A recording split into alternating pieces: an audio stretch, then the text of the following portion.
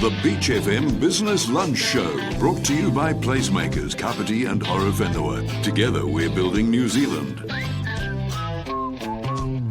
Welcome back to the Business Lunch Show on your Monday afternoon, and it's been a trying time for a lot of us out there. Some have had to deal with the forefront a bit more than others, and we're down for all local business here and getting all sides of the story.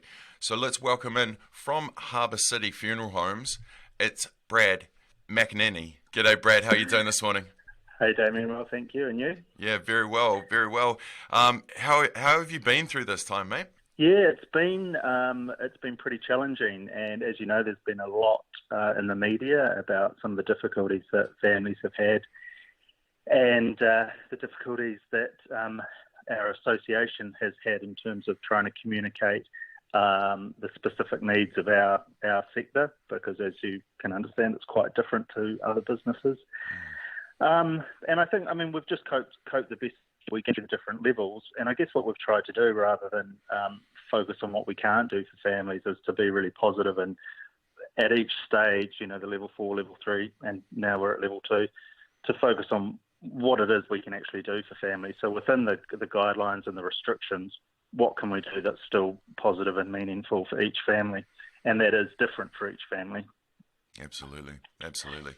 Let's take a step back, as we always do on the start of the interviews. We talk history. Tell us a bit about yourself and a bit about the Harbour City story. Yeah, thank you. It's quite a unique story, really. Simon Manning started the company in 1989 in Kilburnie in Wellington, and it's slowly grown over the years from there.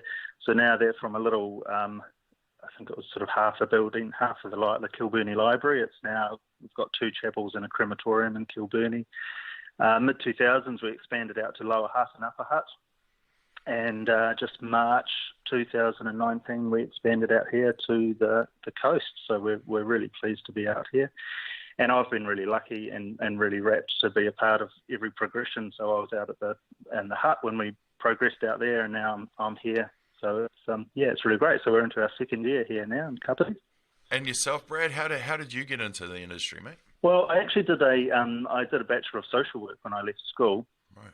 And after that, I went gardening. So it was a bit of a weird track into funeral service, but it was sort of always on the radar for me, because I've got an uncle that has been a funeral director all his life, and he still works in the profession. So I've always sort of had that contact and known, that it was a potential career path for me. And I'm now in my 19th year, so I'm still loving it.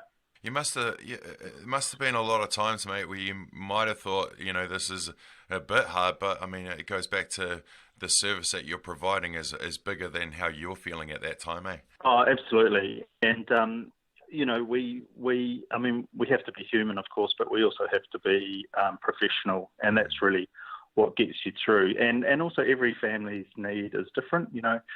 Some families come to us and they're very hands-on, and there's aspects they want to and can look after themselves. Other families need us to do absolutely everything. And that's the key, really. We have to be able to adapt, be flexible, and just look after. And I always say meet people where they are, and look after them from that point.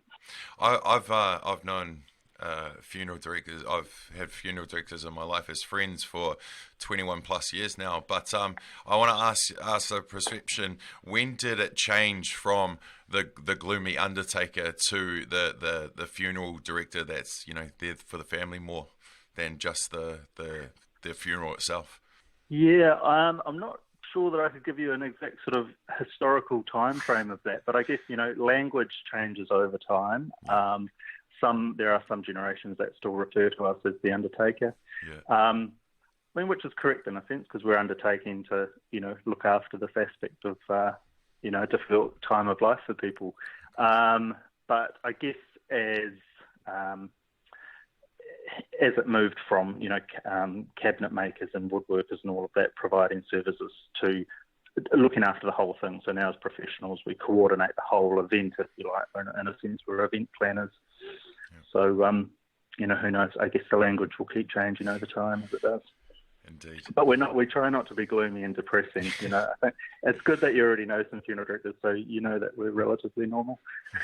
Relatively, yeah, definitely. Yeah. Hey mate, let's talk COVID-19 for a second. Level 4, Level 3 shocked a lot of families that did lose loved ones, not because of this. I had a couple of mates pass away during that time with heart attacks, and we couldn't do anything about them. So not only have you had to deal with a trying time in your profession anyway, now you've got to deal with the lots of these families that want to be with their loved ones and just can't. So how was that time for you guys? Yeah, so I guess starting with Level 4, that was pretty horrific and a bit of a shock to everyone because you've got the aspect of keeping staff and, employees safe as well, and then the whole drama about working from home and adapting to that. And the families, particularly hard because, of course, one of the key things about bereavement and grief and grieving is people being together, hugging, kissing, caring for one another. We talk in group support, we talk about the power of presence, people being together. So, of course, that was immediately cut off, so that was really difficult. That's been managed in different ways. There are some families that have chosen to wait, and we're actually waiting probably until there's no levels officially where we can get on and do what we ordinarily would have done for those families. So different families have approached it differently. Some will have memorial services later. We've had to implement and use the technology that we've already got, but use it more. So things like using Skype, Zoom. All our chapels have live streaming facilities, so we've had to use that in a different way. But thankfully, we're getting down. Well, where are we now? Level 2, and we're now allowed to have up to 50 people at a service.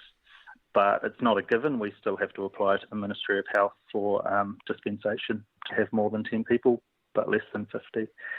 But at least it's giving families more flexibility to come together and grieve.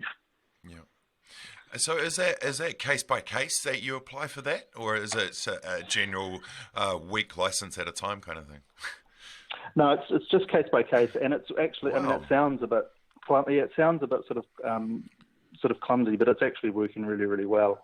So it's about notifying the intention. The Ministry of Health, sort of reply and say, yep, that's all fine. But it's the fact that we're well placed. We're really well placed to do this correctly. We've got, like here in Kapiti, we can seat 170 people. So in terms of sitting 50 people, they can be well spaced out in terms of the physical distancing. We've got hand sanitizer all over the place. We can look after all those things that we need to, as well as using the online stuff so that people can watch the web stream from a distance. We're also looking at, and I think we'll be trialling that today for the first time at one of our branches, the having tickets, if you like. So the family can give out 50 tickets, for lack of a better term, to the people. Invitations is probably a better way of putting it. Yeah. The invitations, and we're not charging entry. So 50 invitations, and the family can give those to the people they want to attend, and then that helps with our tracking as well, the contact tracing recording, which is obviously something we have to do for the Ministry of Health. So I think all round, it's been a big relief for us as funeral directors and for families. Yeah. Do you think that with the invitation type of setup, we might see more of that, considering, it might limit the people that turn up and more chosen for the families of who they want to have around at this time? It could be, people, yeah, exactly. And like we talked before about language changing, cultural traditions change as well. It might be that families see that and say, wow, actually that was really good. It was quite, contained, it was just the people we wanted there, and it was really nice. They might find that works. But again, from our perspective, everyone's needs are different, so we just deal with everyone case by case and try and do our best for them. Of course. Well, lastly, Brad, I know getting in touch with you is what it is, but how do people get in touch? How do they reach out if they need? Yeah, so we answer our phones 24 hours, 7 days a week, and that's quite a point of difference for us. We're proud that we have funeral directing staff that answer the phone all the time. So 04298 4888, or through our website, harbourcityfunerals.co.nz, or pop in for a coffee sometime, but maybe wait till level 1. Definitely. Well, Brad, thank you so much for your time to share the story of Harbour City and yourself, mate. Go well, Pleasure. and keep up the amazing service. Thanks, Damian. Appreciate that.